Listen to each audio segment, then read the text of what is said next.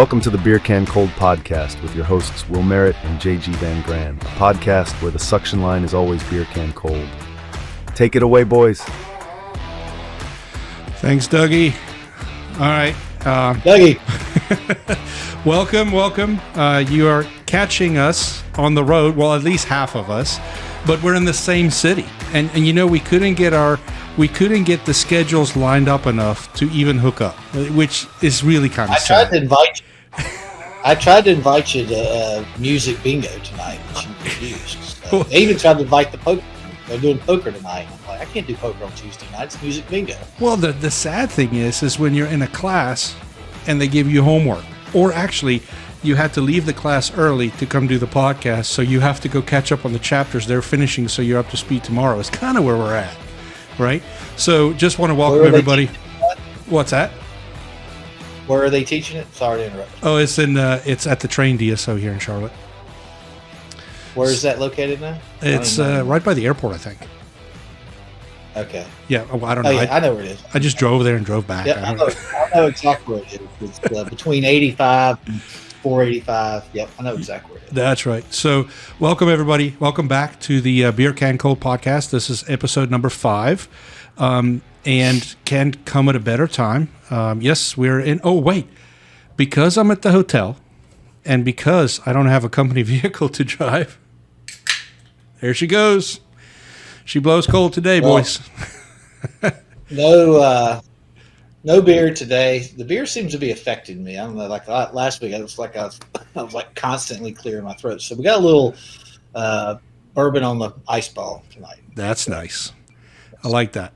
And I'll introduce you in a minute. I haven't forgotten about you, but but you know, we're on the road here in Charlotte. We are here for a class that has actually turned out to be really, really good. We're in the middle of a pending snowstorm, and if you know anything about North Carolina, you know that it's Armageddon. Like literally, there's no bread and milk. Thank God there was beer. You know, this is just what it is, I guess. But what I thought would be cool today, because I actually have a really good story about this. I spoke about him on 2 podcasts before, and he's here in the class with me. So I thought we would drag Al Carnes. No E. I always say Kearns, and it's bad. So he actually wrote on my whiteboard in my office how to pronounce his name. So invited Al to come sit with us today because today I want to talk about hiring. And I think, you know, it came up in the class today, and I'll set it up in a minute. But, you know, it just, there's so much that goes into hiring. So, Al, take a minute. First, start with your brew of choice. The apples. Angry Only Orchard. Apples. All right. Now introduce yourself. My name's Al. I'm the Carnes, Karns, no E. No E. I'm the service manager here at Board Brothers Heating and Cooling in Chapel Hill. We are currently in Charlotte for training purposes. I've been there since September. When I look back and reflect on who I was walking in the door and who I am now, it's 2 totally different people, and it is really all relative to the training and the information that is really just at my fingertips. Any chance I'd have a question or anything, there's so many different people in that organization itself that have worn many different hats throughout their journey there. And so just being able to go back and rely on those people who, hey, like, you know, you used to do it this way, so-and-so does it this way, what's the best outcome? What's the best thing for the company? And that's what we're going to go do. Absolutely agree. Just want to mention my brew of choice is a Wake Up Porter, coffee porter. I like them. I like my beer very dark. So, and then Will, you said what are you drinking? It's Buffalo Trace, just on the rocks. Nice. So I'm a bourbon guy. I like beer too, but beer doesn't seem to like me much anymore. So I don't know. It's I'm a Miller Lite guy these days. I used to love the good beers, and they just don't love me anymore. Well, I think it's a product of age. So beer doesn't like my stomach line, my gut size. So I think we're going to start scaling back a little bit. I need to lose some weight. So anyway, I guess the gluten thing. Yeah. The reason I ask about your beer is there's a brewery in Monroe. Can't think of the name of it right now, but they have a cookie dough stout. And it looks like that can. You'd probably like it. It's like 10%. No, it's a meal can. But it's good. It's good. They've got and I know we're digressing, but who cares? Yep. They've got Neapolitan stout. Yes. That looks like the Neapolitan ice cream. I've had it. And it's got that little hint of ice cream to it, and it is delicious. Yeah, I am. So I brew beer, and we brew in the garage all the time. And my favorite beer, and this is one I can brew because I can't find the recipe, is a brewery local to us, which is a 4042. It's like a chocolate stout. But there is a brewery up here in Charlotte that for a couple of Christmases released a German chocolate cake stout. And let me tell you, it was like dessert and happiness all over Christmas in a can. It was the most beautiful thing. Yeah. So, but we digress. So the topic today is hiring. And the reason I thought it is a great time to do this is something came up in the class today. And Al, there's a real big story about, I've mentioned in a previous podcast about our decision making and bringing Al on and how great of a success that has been. And I just already know after this I'm not going to be able to cope with him for a couple of hours because his head's going to be so big. But Al's been amazing with the organization that he brought and just the caring and what he does for our service technicians and our dispatchers. So, but what they were talking about in the class today, to me, every time they would address an issue like profitability or anything like that, in my mind, it kept coming back to building the right team and hiring the right people. And then my mind, as it goes, because I look for squirrels all day long, is like, okay, what's the next step, like the hiring process? And I think it's something that we've kind of brought into Bohr Brothers a couple months ago, and it's really starting to pay some dividends because we've hired several people with this process now. And I will tell you that the people, there's one that didn't quite find or make us his home, and that's okay. That's going to happen. But for the most part, I think we've hired. Are we up to 5 now? Yeah, 5. And solid. One person didn't stick around. So I want to get Al's feedback on. I guess, should we explain the process first? Yeah. Go ahead. Can I ask a question? Yeah. Can I ask Were they all 5 from outside the industry, so to speak? No, but they didn't have a ton of experience within the industry. Okay. So that's something we're going to touch on in a minute. I think that's something I'm sure we'll touch on, but I think that's a big thing. So go ahead. Yeah. I was curious. Yep. So the current hiring process, we have Indeed, of course, and then we filter through the resumes and stuff. We bring them in. Whenever I call them and do the phone screening, I'll let them know, hey, please plan to be here for about an hour. When they first come in, we have them do 3 sets of tests. One is a culture quiz that we've created internally based on our core values. The second one will be relative to whichever, if they're going to be kitchen, residential, or a dispatcher. We have different technical tests for that. And sorry, I'm going to interrupt you for a second. Now, let me point out, and we tell everybody when we sit them down, we don't care if you score 0 out of 10 on the technical test. All we're trying to find out is what do you know, right? Because resumes, you can write all kinds of stuff down on a resume. We're just trying to see what do you know. And if you don't know anything, that's okay because that's not what we're judging you on, right? But keep going. We'll get to that. So we do the culture, the technical, and then we do the DISC assessment. And I reviewed my own DISC assessment once I took mine during the interview process, and I understood it because I understand myself. But then now being on the hiring end of it, reviewing when I comes to review the first couple DISC I looked at, I was like, oh, this person's awesome. Like, they're going to be a great fit. And then, reached out to JG, and I'm like, hey, can we look over this? Just want to make sure I'm seeing what I'm seeing. And he's like, you might want to hang on, let me explain this to you. Let's go back to this page here, But it's it really tells you, we've got a dispatcher that we recently hired, and she literally, based off of her DISC assessment, is how we planned her training. And she has just exceeded expectations in every level. So it's working. The proof is in the pudding, so to say.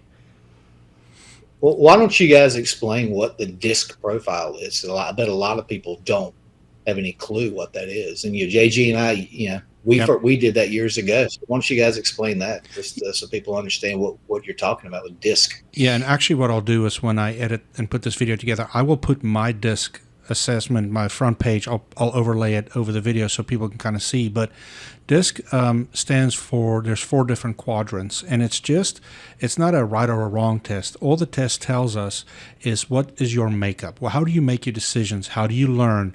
How do you manage? How do you get managed? And it's like a 74-page document, and not all of it is worth reading, but we have pages that we highlight. I will say that we have different profiles we're looking for different positions. So, for example, D is a very dominant, and I'm going to mess this up because I always mess it up, but I think D is very dominant.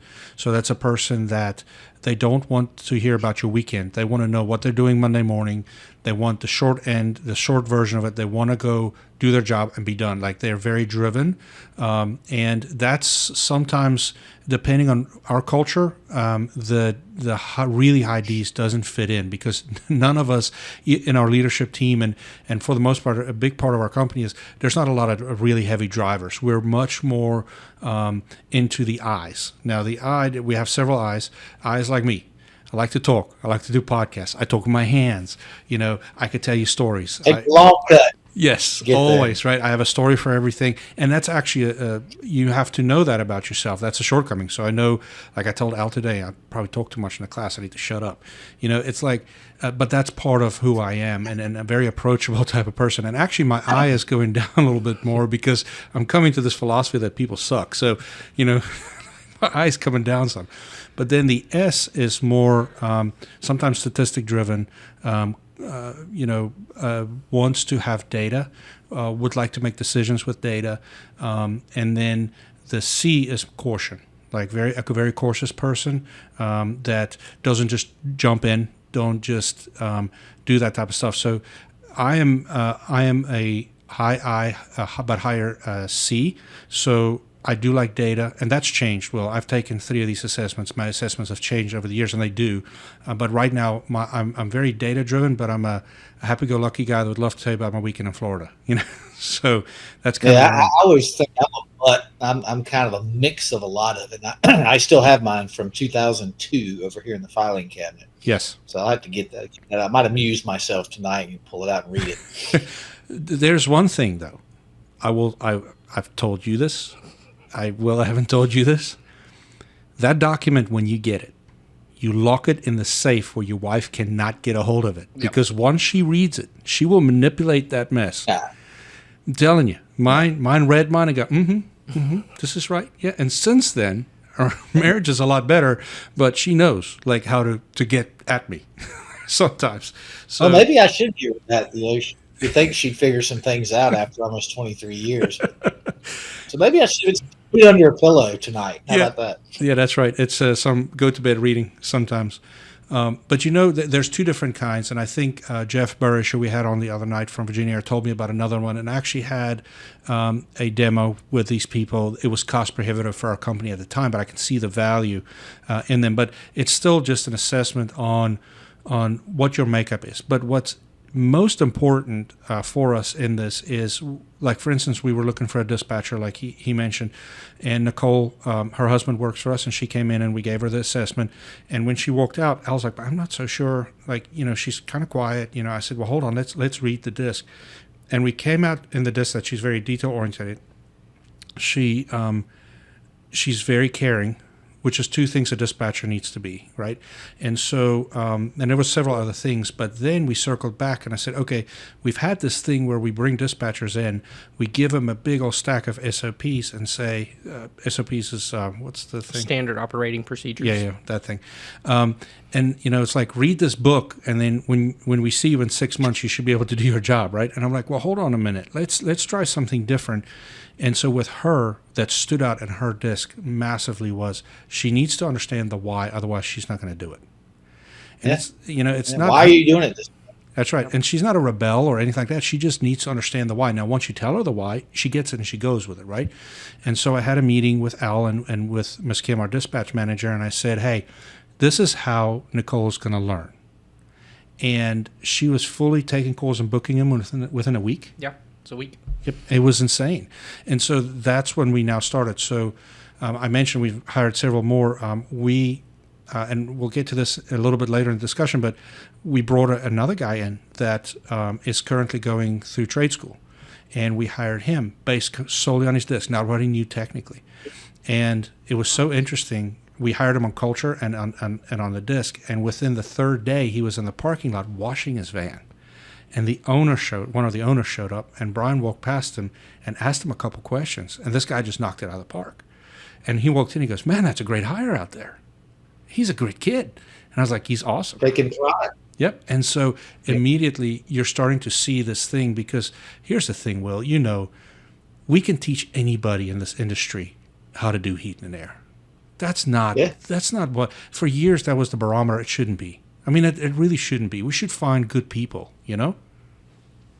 Yeah, core people at the heart. And, we're not hiring technicians, but we're trying to hire good people in our business. And I'll just give you a quick example.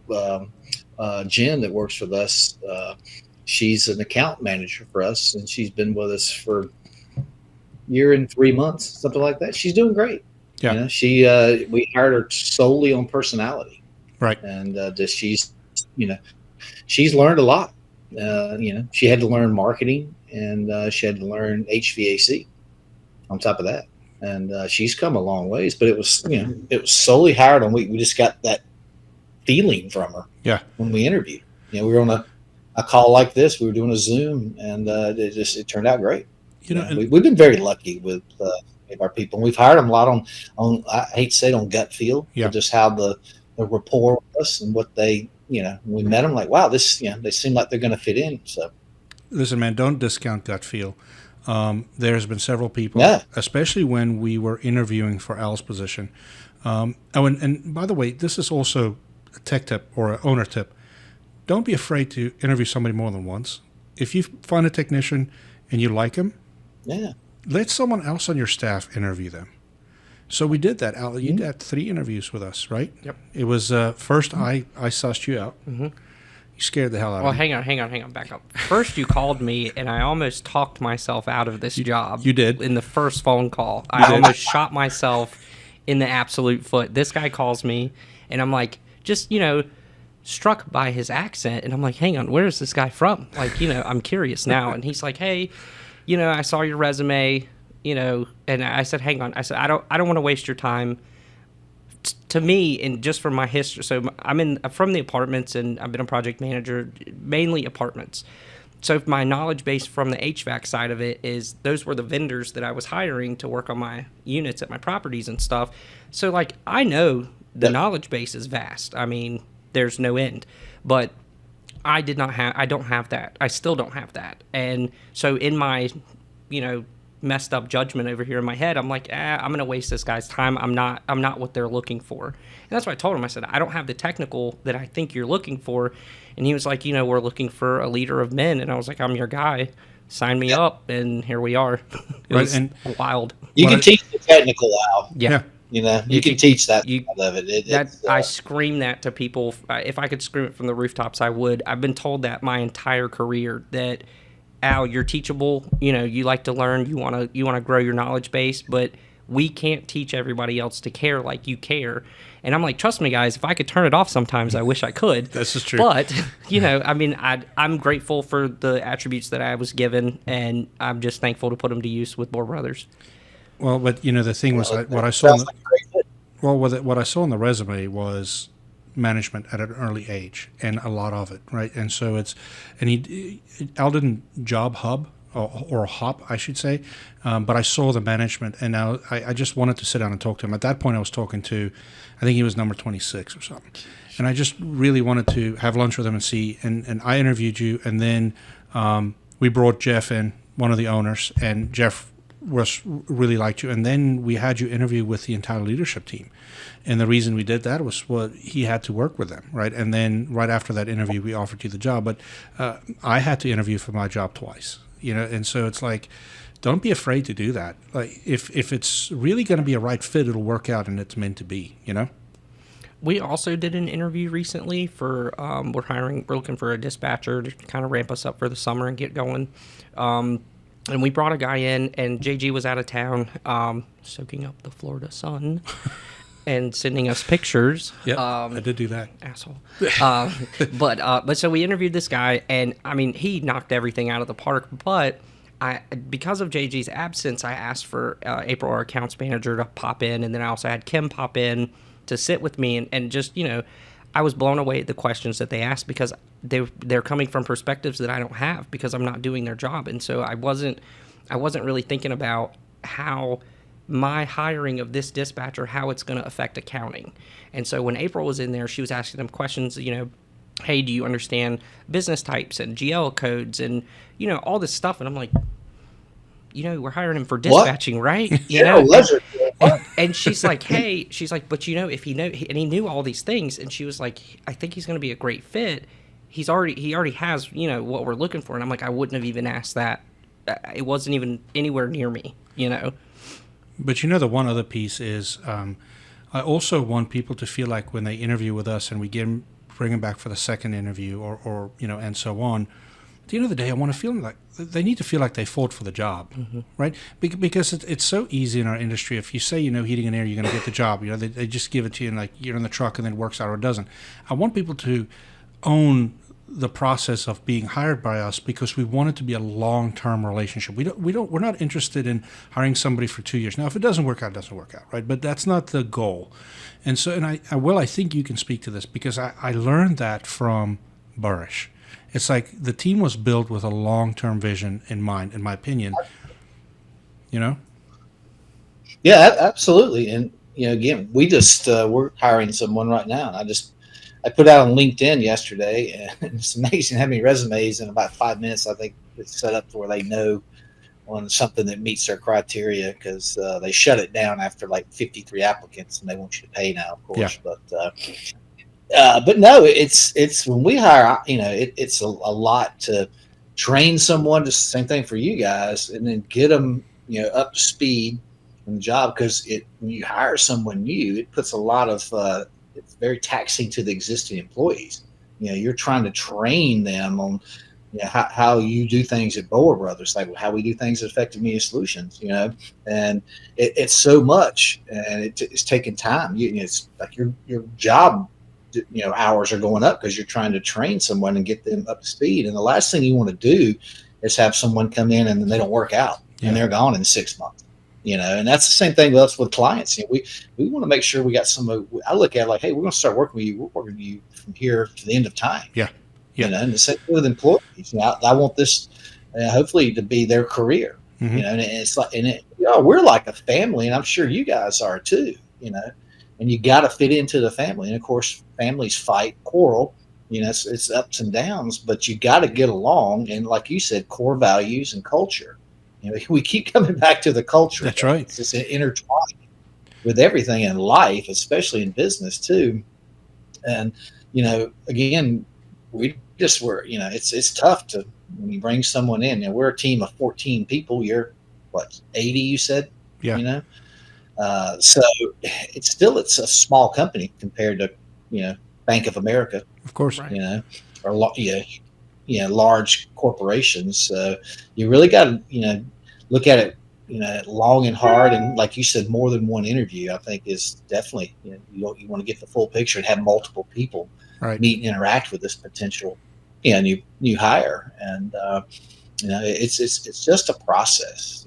And you don't always get it right too. And I think you can't beat yourself up about that. Yeah. Either. No, you know, you're right. You got to go, hey, get everyone right every time. But do your best. I will tell you that the one thing I do with everybody that sits in an interview is, and this is, I'm going to come full circle to the gut thing. The minute that anybody in the room sees any flag or something doesn't sit right, we stop. Because it's happened now that 3 of us were blown away by a guy. 4th one had some apprehension, didn't want to say anything because the crowd was excited, and it didn't work out. Right? And so it's like there's a reason your radar is up, you know, and so we do that now very well. And I will debrief whoever is in the interview, and I would just say, hey, any flags, any gut, anything, right? And we really focus in on making sure that nobody saw it coming, because then if it doesn't work out, it doesn't work out. There's not a I told you so, or hey, I really didn't like the guy from the beginning, or the girl. It's just it didn't work out, right? So I think that's a big thing. We learned 2 lessons there. The other lesson we learned was you do not send the disc profile home to be taken. Yeah, you told me that. Because we were really trying to figure out how to manage the thing properly, and we couldn't because the employee didn't take the disc profile himself. Yep. Someone else took it. So, there is that. But we are still actively recruiting for the person that took it. Yeah. Just kidding. So, anyway, but something I want to transition into a little bit, which is what a lot of people in this industry are struggling with, and actually I'm not getting concerned. I wonder, because to me, when a door closes, a window opens. We have had to let 2 technicians go now, 2 or 3. 2. Just various reasons, but it wasn't working out, wasn't right fit, and we really are looking for 2 experienced technicians. Mm-hmm. I can't find them now. Like a uniform. Yeah, and we're interviewing several, but I can't find anybody that I feel like will fit the culture. Now, we might be too picky, so I do want to maybe address that could be part of it. But we have this long-term play that we're currently doing. We have, I think right now we're up to 6 young people that are in the community college for heating and air. So we interview them. If we really like them and we find out that we think they're moldable, we bring them in. Mm-hmm. We provide them with a company truck, company uniform, everything else, and we pay their tuition. Because believe it or not, the tuition is not that much, right? It's an investment. They go to school in the morning, and in the afternoon they're running maintenances for us. And what we're doing is we're creating these long-term employees because we help them get started, and we're a living wage company, so they make more than minimum wage. We bring them in, and they start building. And then when they graduate, we start graduating them into doing more parts change-outs, and then we start integrating them into our technician group. And actually, we have several of our senior technicians, and actually our field service manager, I believe, came through that route, right? Yep. And so we have a great relationship with Alamance, but it's a long-term play, right? It's not going to help me this summer with the volume I got coming, But you got to get them into that, into that line of, all right, we're going to start them as a level 1 maintenance technician. They go to a level 2, and they're starting to do some small repairs and things. And the community colleges, it was Alamance, Guilford, I think Forsyth, because another one of our customers up in Greensboro, Will Berry, he's been a part of that. Yeah. And it's like a real, almost like a contract type of thing, to where they're going to school, and then you both get them out after 6 months or a year or something. Yes, so they can get a diploma for heating and air after a year, but then we have several that is actually getting a degree, right? So they are doing some other classes too, and we work with our class schedule because it's important for us. It's important for us to set them up. And Will, to be honest, if they graduate and they don't work for me, but they've bettered themselves and we can be a part of that, I'm okay with that, right? Well, we're all trying to better the industry, JG. We are, because it's a great industry. And you've heard me say it before. I hate to say it, the bar's low, and that's sad. But I think a bigger picture of this thing, the industry, and it's probably been 20 years plus ago. It wasn't just the HVAC industry; it was looked at as a business now. Yes, you're looking at let's treat heating. It's not the old school days of heat and air conditioning. It's actually a business, right? And treat with business principles. Looking at financials. Like you were saying, Al, looking at the general ledger, looking at KPIs, looking at, we got to make money here. And that means usually that's got to raise prices, but it's got to be done that way because you're a business. You're not a charity group. You're not a 501c charity organization, which I think some people treat it like that in this business. But everybody has to make money, and it's an expensive business to run, and it's expensive for the consumer too. But we're valued, Well, that's the way it has to be done. It has to be run like a business. You have to be profitable. And I think, like in many businesses, you start very green and fresh and train us like I got in the industry. Yeah. I didn't know anything about this industry. I started as a trainee at Ferguson. I learned how to run a forklift. I learned how to ship UPS. I learned about parts. I learned about warranty. You know, right. Before I knew way more than I thought I knew. But I think that's something said about bringing people up through the ranks and then learning a lot of aspects of the business. Yeah, you know, and you build. Yeah, I'll give a shout out here because I'm going to invite her to be on our podcast soon, because she's going to blow you away. Her name is LaDonna Johnson, and she works. I'm not sure about her title at Airmakers, but she's either operations or general manager or in that realm. She's helping to run the company there, but she's done an insane amount for youth in our industry. And nice. She has done a lot, and so I'm gonna get her on to come talk about it, because I think there's some incentive there to have her on and listen to the things that she's been able to do, because it's good for all and hopefully we get to a point with this podcast where people listen to us coast to coast. Mr. Geertz, where is he? Midwest. You know, it's like this, they can do that in their community. They can start doing these things if they're not already in their community, and we can really start influencing this this industry. Because I have a belief. I think this thing of kids having to go to college is slowing down. I see it in our hometown. I see so many people. I have a girl play rugby for me. She has opportunity she has opportunity to go to college. She wants to be an electrician, and it's great. And I'm encouraging it. You know, it's like. But I think there's a tide, there's a turn coming, and I know how this dovetails into the hiring pieces, because if we don't pay attention to it and we don't start bringing them in young and teaching them our values and our ways, we're going to have issues. So today in the class, they're talking about how many people were so negative about these are the issues, you know, the profitability issues, and these technicians leave tools on the place, and so when everybody was done complaining, I said, well, how do you hire? Do you hire people that doesn't care and going to leave you tools on the job site, or are you looking for people that buy in, right? And they understand the mission and the vision, and they're going to be part of it, because they're not going to leave tools on it. They're going to make sure everything's buttoned up and looking good. So to me, hiring correctly is the fundamental base of building a company, because the culture, everything comes from that hiring piece.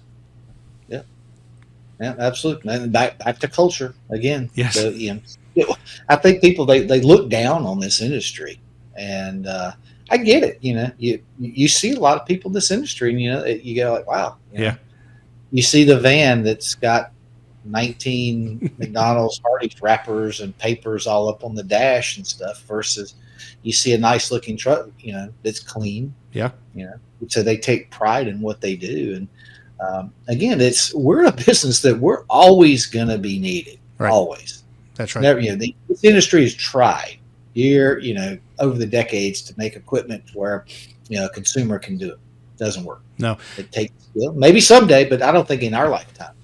How many calls do we get on a weekly, bi-weekly I bought a basis? mini split online. Hey, I bought a mini split. Can you come put it in, or I put it in and I can't get a charge? Or can you I put this mini split in, my son put this mini split in his tree house. That's bigger than my own house I live in, my actual house. Yep, this happened. And this lady's like, she doesn't want to pay that. She doesn't want to pay, the actual service fee. And I'm like, we didn't install it. It's not a warranty. We didn't install it. Like your kid installed this on the weekend, and it was all jacked up. It was awesome. So we're valuable, dude. We are superheroes. I mean, let's just be honest. Yeah, and we should be. This industry should be treated like that. Of course, we talk about that a lot, with our customers, and say, hey, about getting reviews and stuff. You're a superhero. You just came to someone's home and it's 95 out. Speaking back to our buddy up in New Hampton, I have his weather data on my phone. I was looking at weather this afternoon. It was -7 this afternoon. So I didn't look at wind. So you think about a hero. Yes. Your heat goes out in that part of the country. You're literally a hero. You think he's running PMs today? Yeah, be treated like that. You think he's running any PMs today? Probably not. No. He's not checking. I'm sure. I will be seeing him a week from tomorrow in Florida, which again we're teasing it out. He may be our guest next Wednesday, so I'm sure he's getting in Wednesday afternoon. So good. Well, I'm sorry for the phone ringing. No, that wasn't somebody calling into the show. So I did hear it. No, absolutely. So anything else we want to touch on as far as hiring or industry standards on stuff?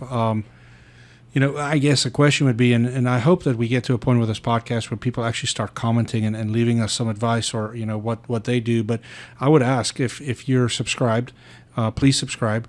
But put in the comments, where do you find technicians? So currently we're using Indeed. It's here or there, it's here or miss. And chasing down your competitors' vans is not an option. Yeah, we're not allowing Yeah, I think it's, I can tell you in our business, we're related, but we're in the marketing side. We've never had much luck with the hiring things. We've used Indeed, seemed like ZipRecruiter.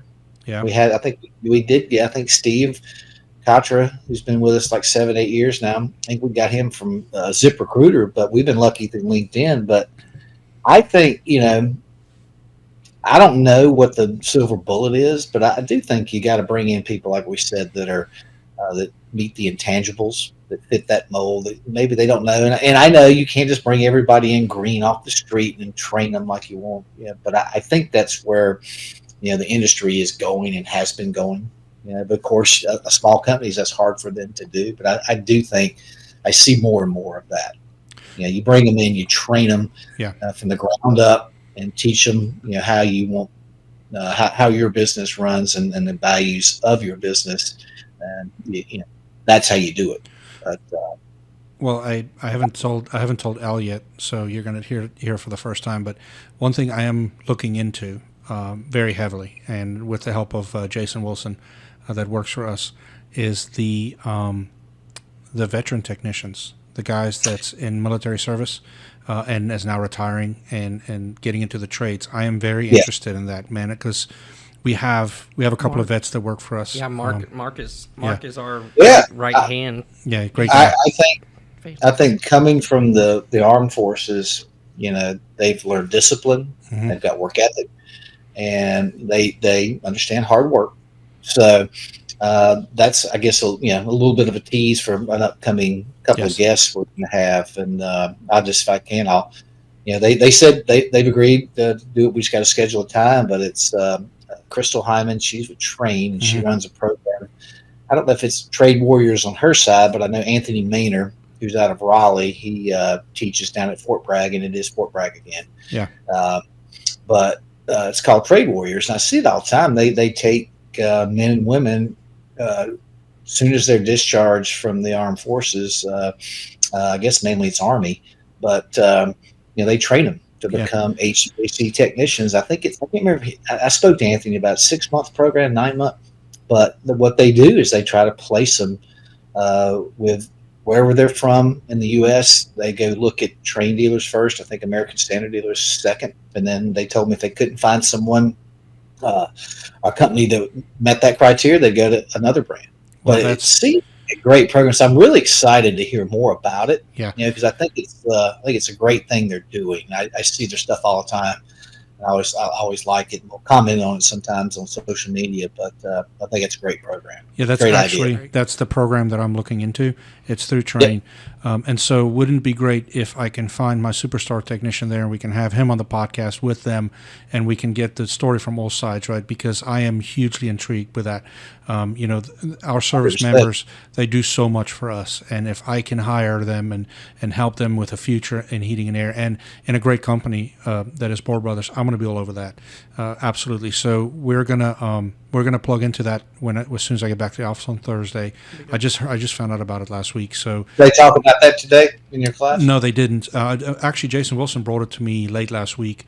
No, I'm sorry, not late. It was early this week because I was on vacation last week. So I just found out about it, and I didn't have time to dig in, but I'm going to make time. To me, this is a priority, and if I can get 2 guys in before the summer, I think it's going to be really, really good. I tell you, a good idea just came to my head is we go down there and we broadcast for Fort Bragg. Oh, there you go. That would be great.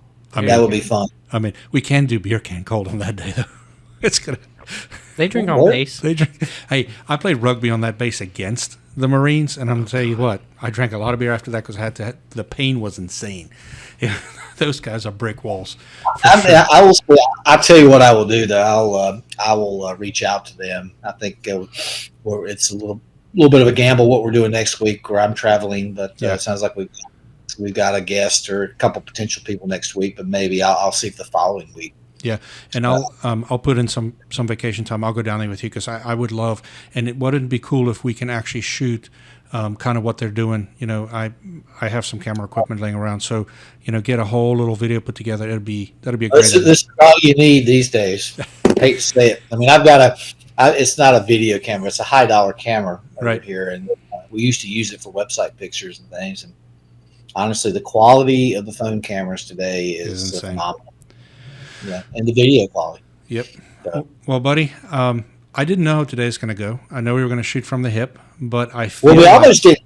Yeah, we almost did. I told JG at about 3 o'clock today. I'd run a couple errands, and I said, let's just punt because I'm not going to get into it, but it was a crazy day. My whole morning got wrapped up into something I had no idea I was going to get wrapped up into, but we're right at the finish line, so I'm super excited that what happened. But that was my morning. And I was just like, no, I don't have. But when I got home, and I said, you know what? I told my son, I said, Jackson, I said, let's hurry up and work out. And I said, I'm going to do this podcast at 5. So I texted you. I said, nope, let's do it. Yeah, no, and I'm glad we did. This was a good one. I enjoy it. I think we both do. And thanks, Al, for thanks for having me. It's always always the different mind, perspective, and insight. It's great. So you tell me I get to sit around with a mic and drink beer and talk. Two of my favorite things. Like I can't wait.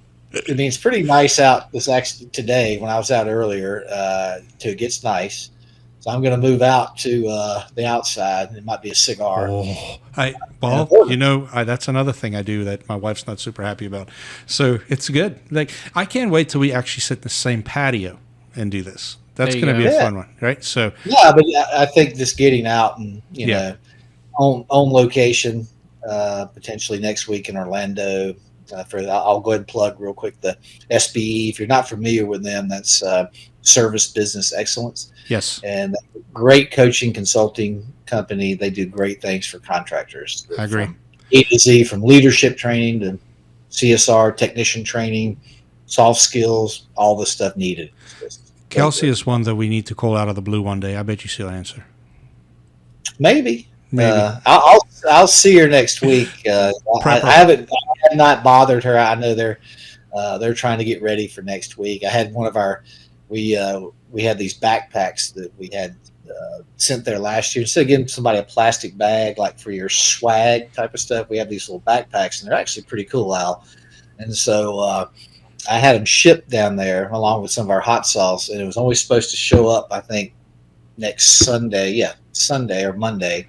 And my rep, first thing this morning, one of the first emails I see was like, "Will, I'm sorry, your backpack shipped and they're showing up Friday." And I said, "Well, I'll ship them back to you." I kind of threatened her a little bit. And, right. So she's like, "How about if I call the hotel?" So she called the hotel for me. That's awesome. Well done. They said they hold it next week. I missed the trade shows. They were fun. I missed ACA, not ACA, ACR in Orlando by a day. We went down on Wednesday for Reagan stuff, which, by the way, she played out of her mind. It was a great week. But nice. We went down on Wednesday. Wednesday was the last day. If I had known, I would have gone down on Tuesday and spent Wednesday there because AHR is just amazing. That's a big one. So, but I'm going to make a trade show with you this year. We're going to do it. We're going to have a lot of fun. But for everybody at home, if you really want to help us out, please like and subscribe. I think the two that we really are pushing at the moment is YouTube and LinkedIn. Those two is very important for us. We're trying to get to 150 friends on LinkedIn so that we can live stream this on LinkedIn. But for right now, I found a way to stream to both our pages individually. So, and we'll just link it back. But if you could like and subscribe, that would be awesome.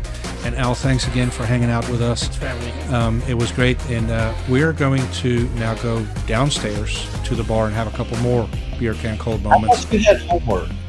Did I hear that? Yeah, later. Go have some drinks and then do homework. That makes a lot of sense. That's right. We're going to let's take our books with us. Okay, no, it won't happen. All right. Well, thanks again, buddy. Hey, listen, I know you have some stuff coming up, and tell Jim we're thinking of him and his family. I'm sorry. Dave. Dave. I'm sorry, I said Jim. Why did I call him Jim? Tell Dave we're thinking about him and his family, and safe travels for everybody. And then we will be back. See you. You're going to be on the road next Wednesday, so we'll figure out filming time and stuff. I'll be flexible, and we'll hook up, and it's going to be a fun time. We get to Florida about 2:30, 3 o'clock, so we probably can do regular time. 5 o'clock, so probably from the hotel bar. Awesome. Sounds good to me. Cheers, pal. All right. Have a good one. Cheers, guys. All right, Pleasure. cheers. Good to see you, Will. Study hard tonight. Word.